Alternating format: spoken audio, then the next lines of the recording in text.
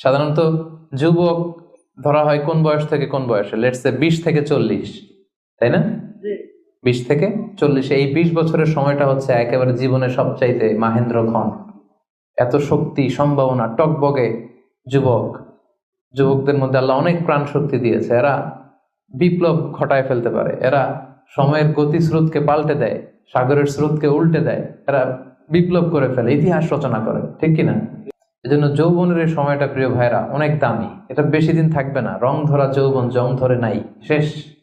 এ দেখতে দেখতে ছোট্ট কিশোর হয়ে পৃথিবীতে এসেছিলেন, শিশু ছিলেন, কিশোর, তারপর এখন যুবক। কিছুদিন পরে বিয়ে করে থাকলে দেখবেন যে আল্লাহ ঘরে মেহমান পাঠিয়ে দিলে বাবা হয়ে গেছে। কিছুদিন পরে মেয়েটারে বিয়ে দিলে এরপর কি হয়ে যাবেন? শ্বশুর হয়ে যাবেন, এরপরে নানা হয়ে যাবেন, দাদা হয়ে যাবেন। এই তো জীবন। This is the circle of life. রং ধরা যৌবন জং ধরে শেষ, এটা থাকে না খুব বেশি দিন।